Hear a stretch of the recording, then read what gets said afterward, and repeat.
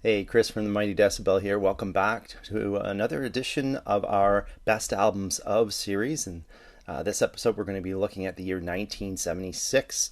So that was the year of Stevie Wonder's Songs in the Key of Life and Hotel California by the Eagles, which ruled the airwaves. But as you'll see, actually, hard rock and a little bit of heavy metal also got some airplay too.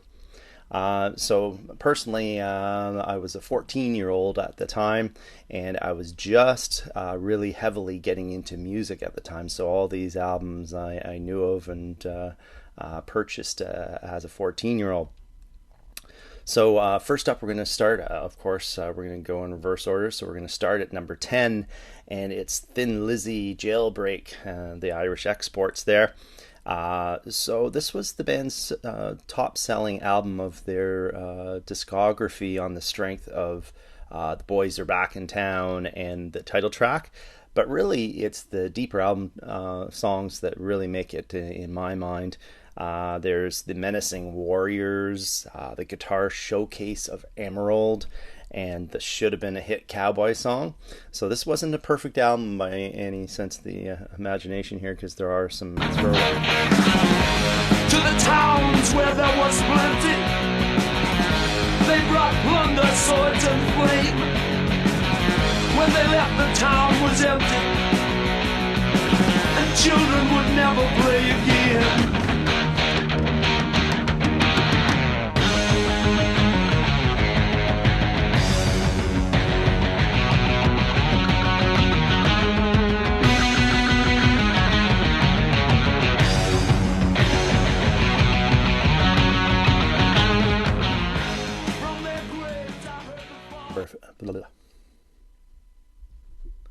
Landing at number 9 is UFO's No Heavy Petting. So this is the fifth album from the band and third with Michael Schenker in the guitar slot.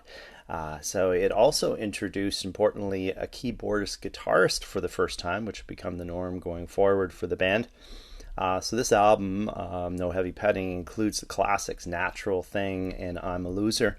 But again, deep album tracks here make the album, in my opinion. There's the rollicking Can You Roll Her and Highway Lady, and then there's the riff heavy Reasons Love, and one of their best ballads ever in Belladonna. So this album, I would say, is much better than the first collaboration with Schenker, that one being Phenomenon, but not quite as good as the sophomore Force It, but still good enough to land at number 9 on our list.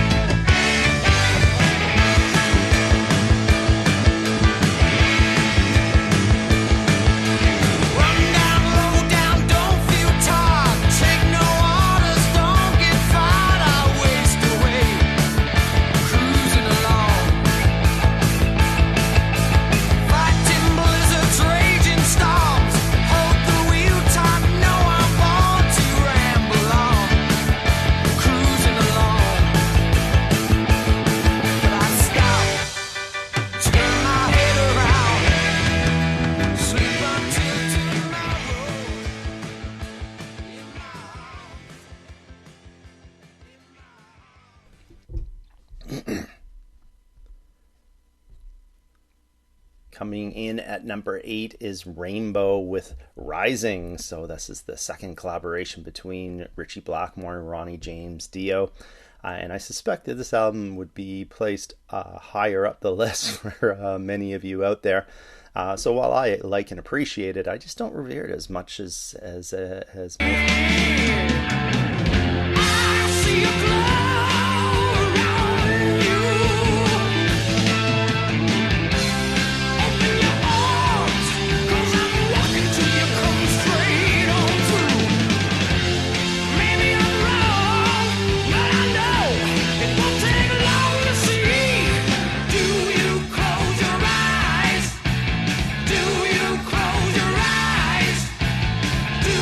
Close your eyes.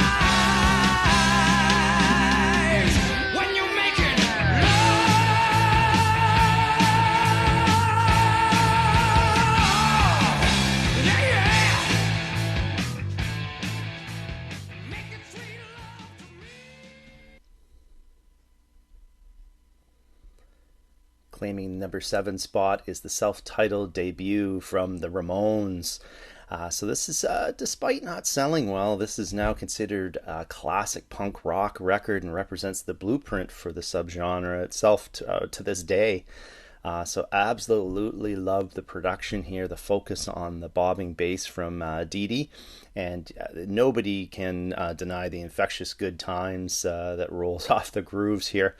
So it includes 2 of their most beloved tracks in Blitzkrieg Bop and Judy is a Punk, along with one of my fave tracks from the whole repertoire there, The Mighty Havana.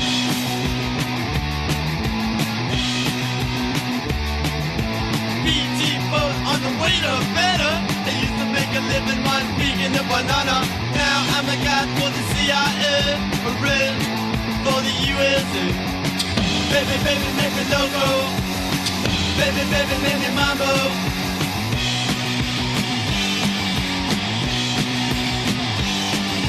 Safety spot, only keep it tell the truth.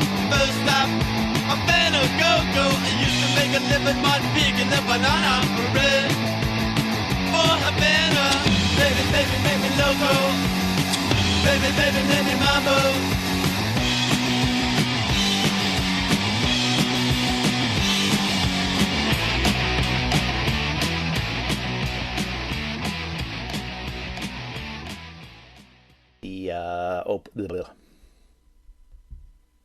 Canada's Rush collect the number 6 slot on our list with the 2112 opus.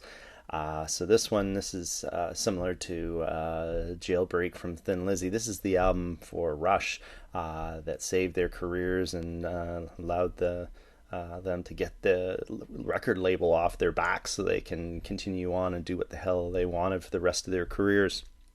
So side 1 here, 2112, taken up by the title track, some great storytelling there, great music of course too. And then side 2 has the hard-hitting Something for Nothing and the exotic Passage to Bangkok. Let's forget the other 3 songs that way.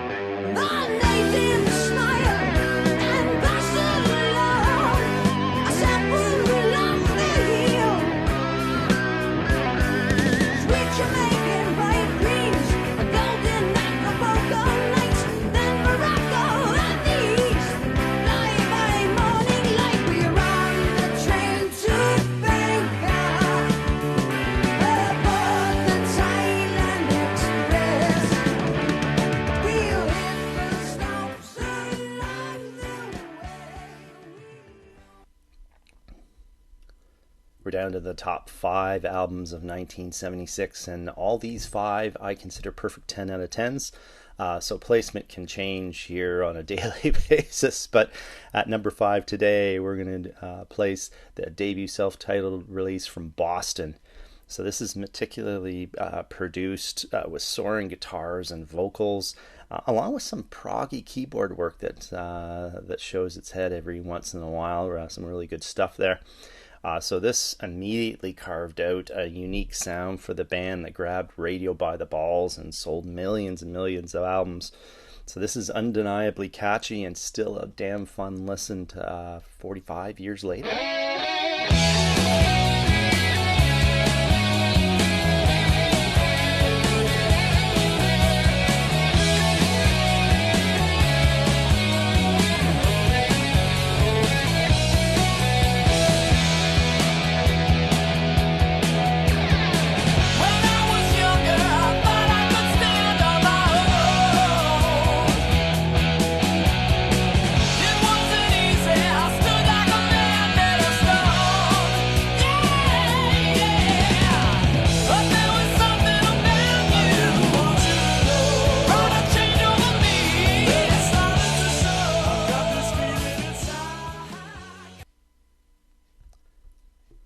Boston's Aerosmith broke the bank in 1976 with their Rocks opus, which comes in at number 4 on our list.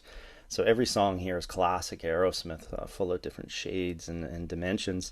My personal faves being the dramatic opener, Back in the Saddle, the kick-ass combination, the sing-along Sick as a Dog, and the two of the band's heaviest tracks of their whole repertoire, Rats in the Cellar and Lick and I Promise.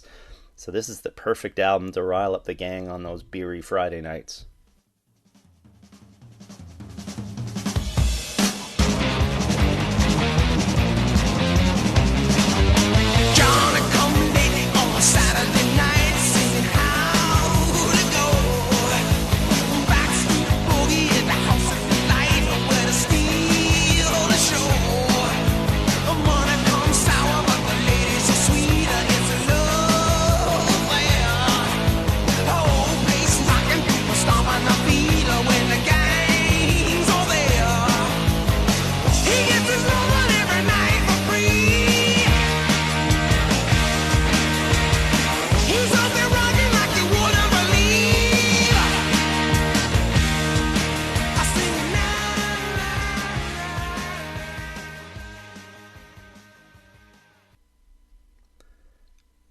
Coming in at number 3 is a band that had trouble making inroads in North America, but is beloved throughout the rest of the world. In fact, this band has 25 UK top 10 albums. Incredible. It's Status Quo with their Blue For You record. So this is my personal fave Quo record, and you'll find the band perfecting its hard-hitting boogie here. So opening with the heaviest and fastest track of their entire discography was a masterstroke, that being Is There a Better Way?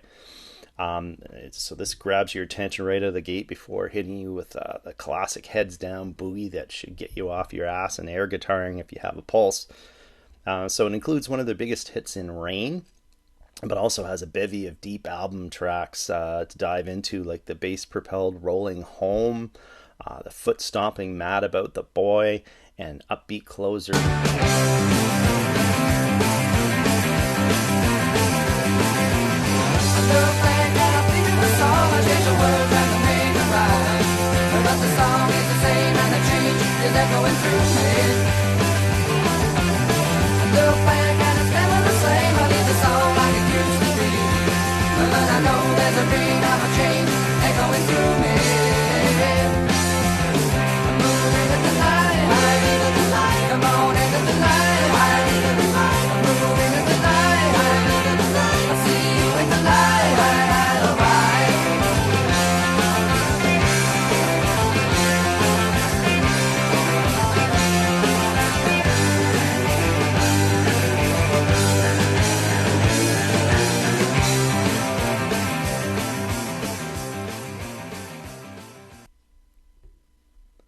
Landing at number 2 is the Motor City Madman Ted Nugent with his sophomore solo record Free For All.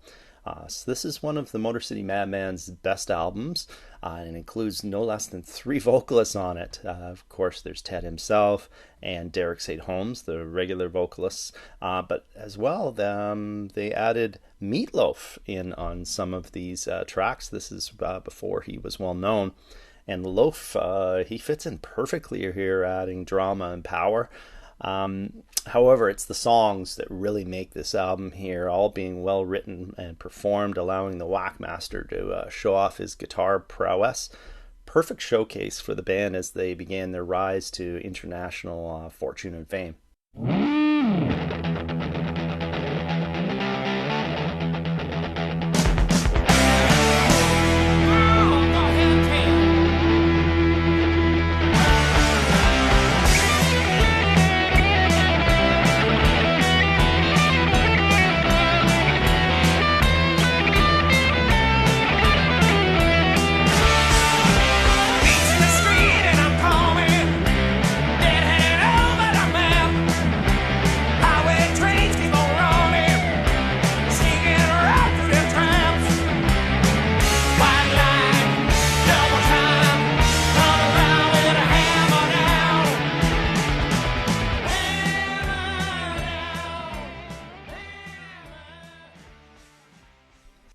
So we're down to our number 1 album of 1976, and I'm sure most of you already figured it out. It's Judas Priest with Sad Wings of Destiny. So as Professor Martin Popoff has astutely observed, this is the first reset of the heavy metal template, hugely important for the metal genre as a whole. So here metal was presented in a little bit different light. So there was tricky song structures and riffs led by a thespian vocalist who could hit and sustain notes that heretofore hadn't been heard other than by dogs. So there was the drama of Ripper, the epic Victim of Changes, and deep album cuts like Island of Domination, Genocide, and Tyrant. So altogether a beyond classic album worthy of our number one status here on our list. Mourn for us, oppressed in fear, chained and shackled, we all found freedom, choked in dread, we lived since tyrant was enthroned.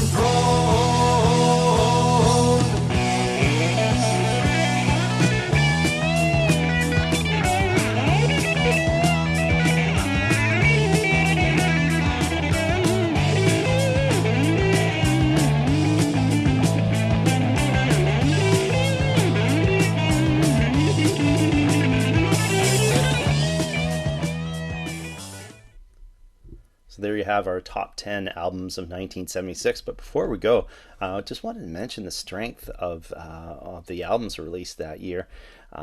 Just amazing, especially when you consider that there wasn't that many hard rock heavy metal albums issued. It just seemed like every single one of them that was issued was amazing. So here I'll give you a list of some of the other albums that didn't make our list that otherwise, I'm sure would appear on some of your best ofs.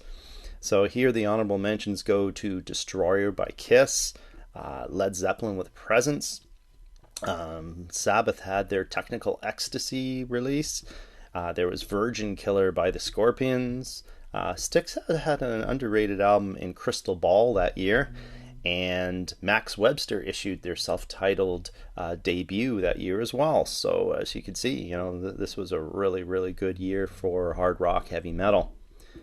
So thanks for joining, and remember to join in every Monday for our new release Monday episodes. On Tuesdays we have our In 40 Minutes, Wednesday we have our album or concert reviews, and Thursdays we have our best ofs top 10s.